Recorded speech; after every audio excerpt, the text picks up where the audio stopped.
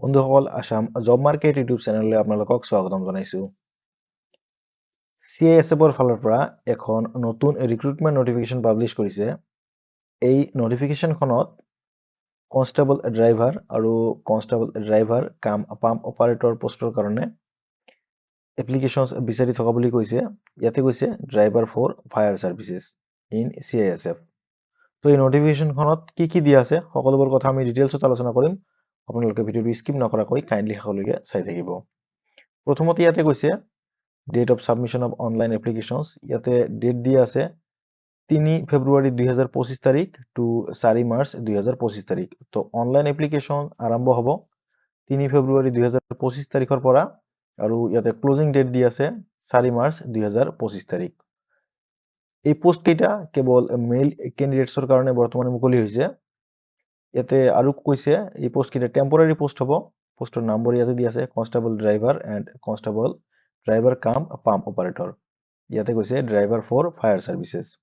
ইয়াতে pay level 3 বুলি দিয়া আছে আৰু পে মেট্ৰিক্স ইয়াতে দিয়া আছে 21,700 টু 69,100 প্লাছ বাকি যিবোৰ এলাউন্সেছ থাকে এইবোৰ থাকিব। ইয়াতে কৈছে যে এজন কেণ্ডিডেটে কেৱল এটা এপ্লিকেশ্যন সাবমিট কৰিলেই হ'ল। এই এখন এপ্লিকেশ্যন সাবমিট কৰিলে এই দুটা পোষ্টৰ কাৰণে এলিজিবল হৈ যাব। আৰু ইয়াতে কৈছে এই পোষ্টকেইটাৰ কাৰণে অনলাইন এপ্লাই কৰিব লাগিব। ইয়াতে ৰিক্ৰুটমেণ্ট প্ৰচেছ দিয়া আছে।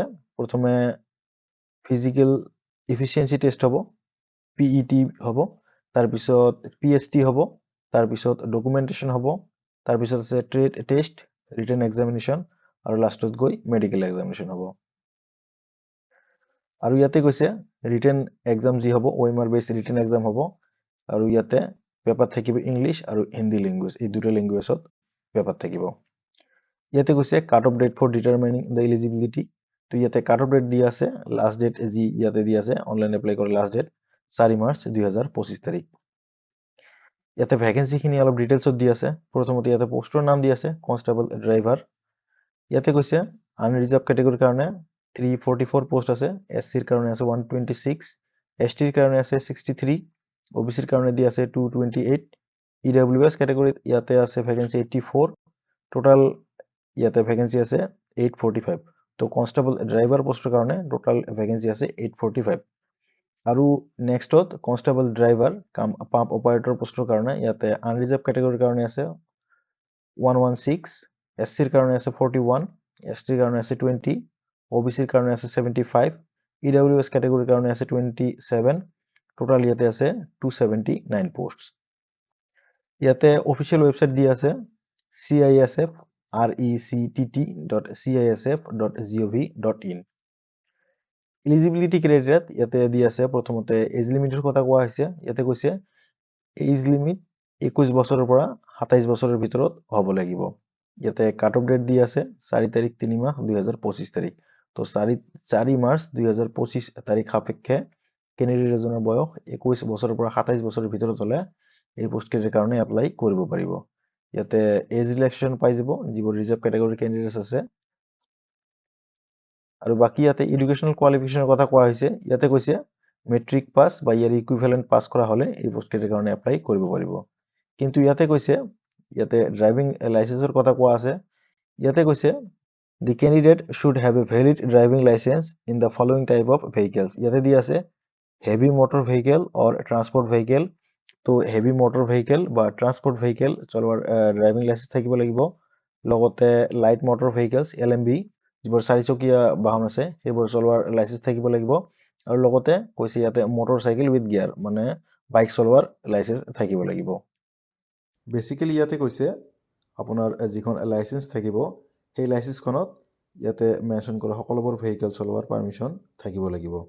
এনেকুৱা নহয় যে আপুনি কেৱল LMV চলোৱাৰ লাইচেন্স বনাই লৈছে বা বাইক চলোৱাৰ লাইচেন্স বনাই লৈছে, তেনেকুৱা লাইচেন্স হ'লে আপোনালোকে এপ্লাই কৰিব নোৱাৰিব। তাৰপিছত ইয়াতে এক্সপিৰিয়েঞ্চৰ কথা কোৱা আছে। ইয়াতে কৈছে 3 years experience of driving heavy motor vehicles. তো 3 বছৰৰ এক্সপিৰিয়েঞ্চ থাকিব লাগিব আপোনাৰ হেভি মটৰ ভেহিকেল চলোৱা বা ট্ৰান্সপৰ্ট ভেহিকেল চলোৱা বা LMV লাইট মটৰ ভেহিকেল চলোৱা বা মটৰ চাইকেল চলোৱা বাইক চলোৱা। তো 3 বছৰৰ বাইক চলোৱা বা গাড়ী চলোৱাৰ এক্সপিৰিয়েঞ্চ টোটাল থাকিব লাগিব।